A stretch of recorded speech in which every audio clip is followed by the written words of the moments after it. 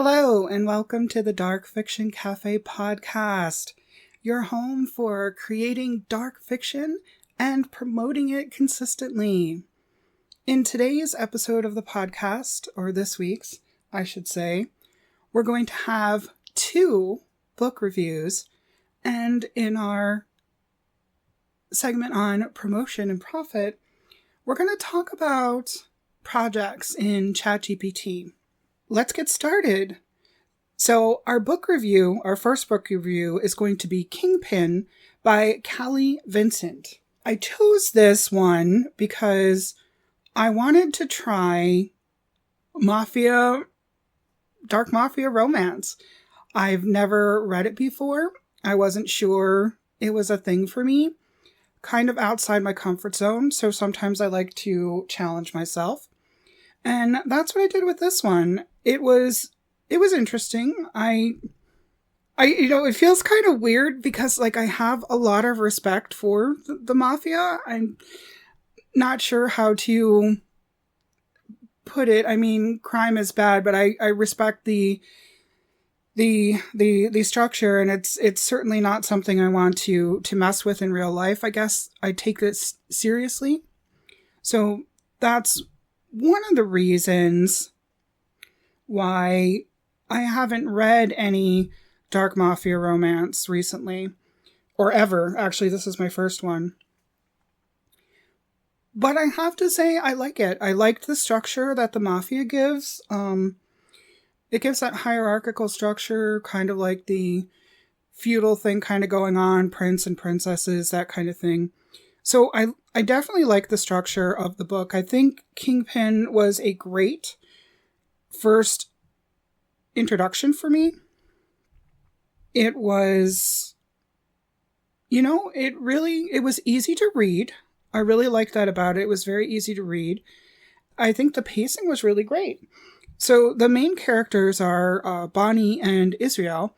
And Bonnie is put up by her family taking place of her cousin, who is supposed to marry this big, bad Mafia boss to consolidate some land deal. I'm not remembering clearly.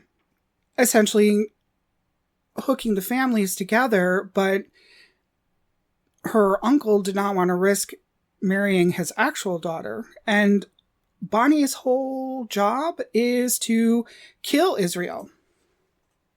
So there's definitely dark themes, and she does marry him, and she doesn't actually try to kill him. She thinks about doing it, and she thinks that maybe it isn't necessary. She has some other ideas. And as it takes her, because Israel's so busy with his work, it takes him a while to actually consummate the wedding.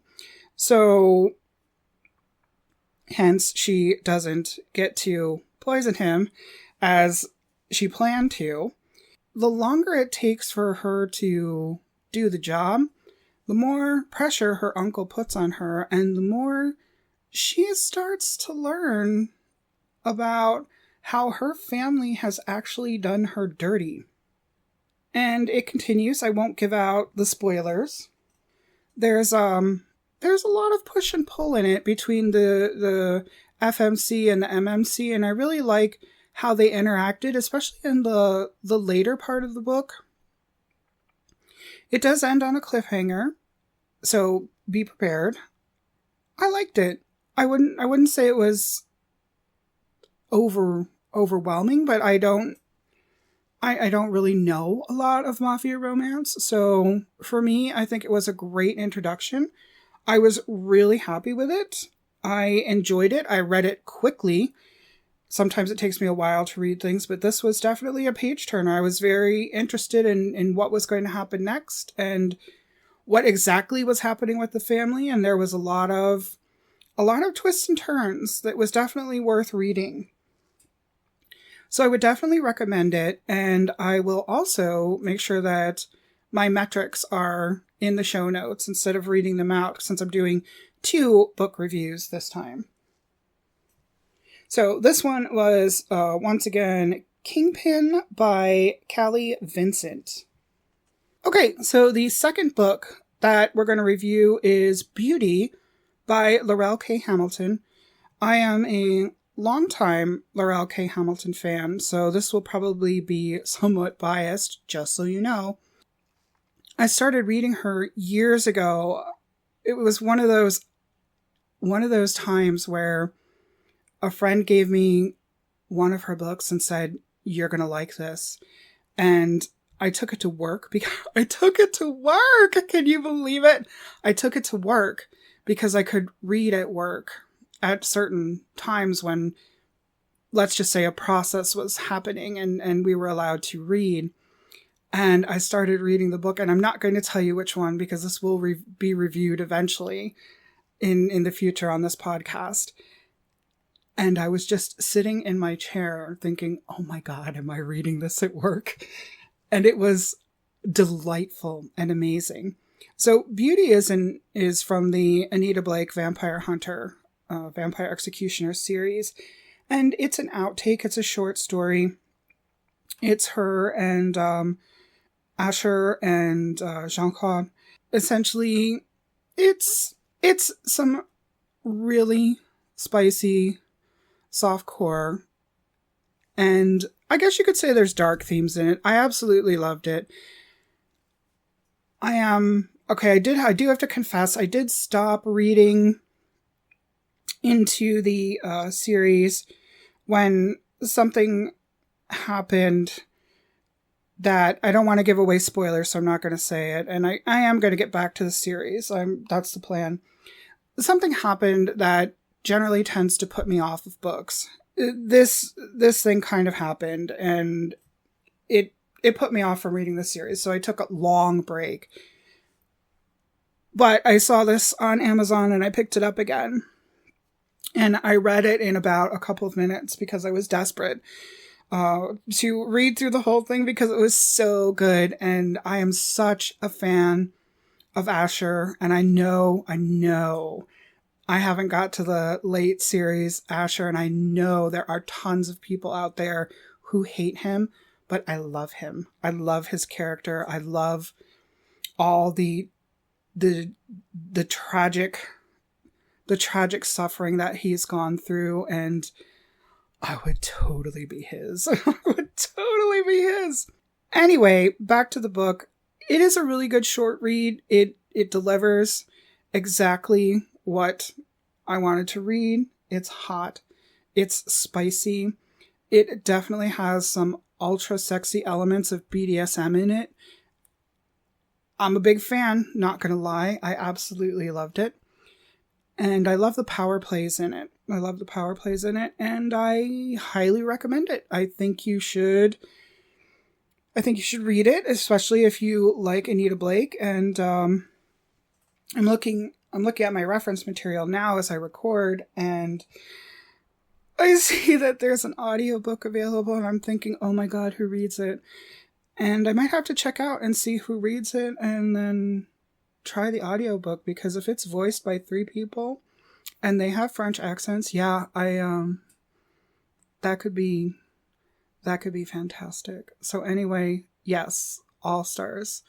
And again, I will put the metrics in the show notes.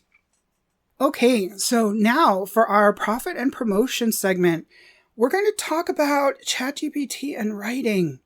I've been writing on ChatGPT since the beginning of the year and testing different things. Now, just so you know, I do have a background in IT. I have taken some courses on IT, and specifically on AI and large language models. So I have some experience and I have some knowledge on how to make them work better. So my results may not mirror your results, but I've been doing some fan fiction. I've been doing a lot of fan fiction on ChatGPT for my own amusement. I'm not going to say too much about it now, but I am doing an experiment, a drafting assist experiment, to see what ChatGPT comes up with. and I will be sharing that. I am actively sharing it in the Dark Fiction Café membership on School. That is a free membership. It does have a paid tier if you would like extra support. However, the story that I'm working on is going to be in the free part, so you can read the story with the drafting assistance from ChatGPT. But here's the thing, when we're talking about working with writing and what you are doing with writing, I'll just touch on ethical concerns. Transparency is key. If you're using it, let people know you're using it for your artwork, for your art writing, for your art creation. However, I find that a lot of people are using it to draft their copy for advertisements. And this is a particular focus I'm going to be talking about here. One of the things that I was really struggling with my advertising copy and my promotional copies with ChatGPT was keeping consistency, because it only has a memory of so many tokens or characters, and then it loses the focus of what you were trying to do. That's the design of the LLM. That is how it works. It only has a X amount of token range of focus. And then once you skip that, like what you said at the beginning, is not going to be the same. It's going to change if it's not focused on that. So what ChatGPT offers now is the project segments. And I do pay for ChatGPT. So you may need to pay to get access to that. I'm not 100% sure. When you use projects, it tends to keep what you're using in the memory.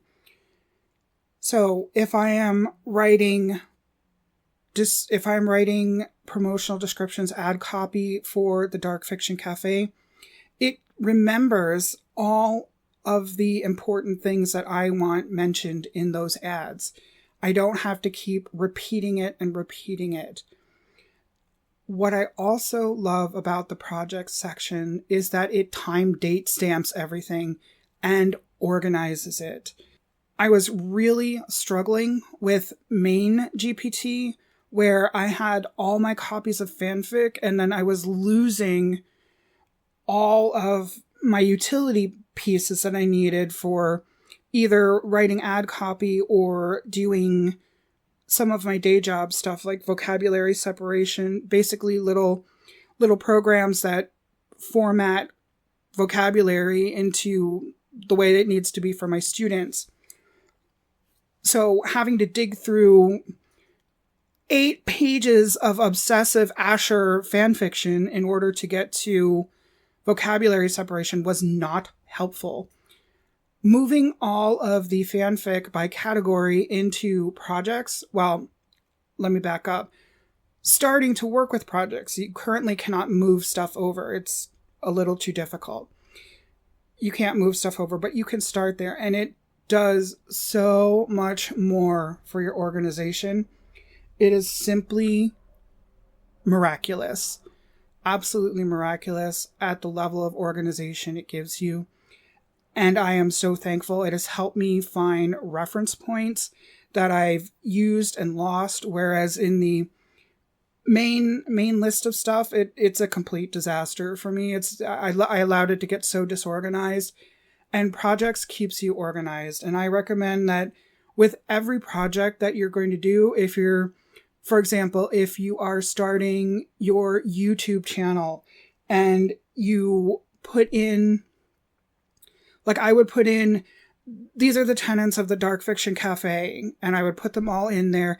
And then I would say, help me. And in the next chat, I would put, help me write a YouTube channel description based on the tenets of the Dark Fiction Cafe. And it will help you do that without having to repeat and repeat and repeat the same prompt over and over and over again.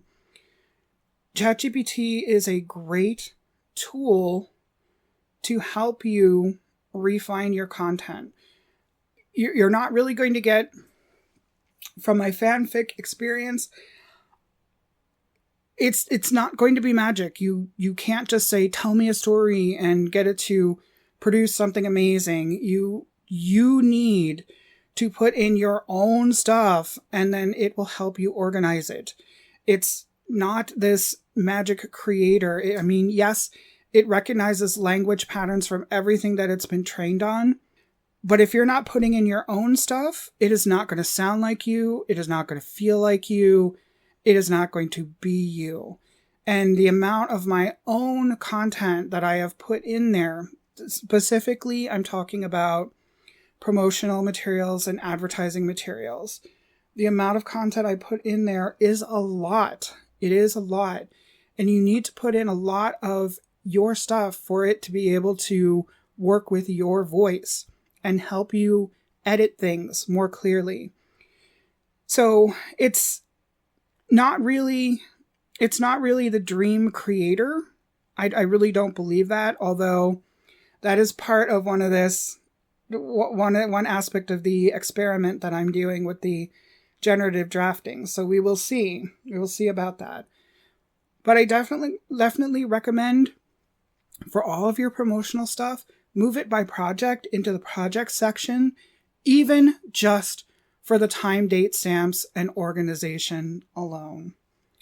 All right. Thank you for joining me this week on the Dark Fiction Café podcast.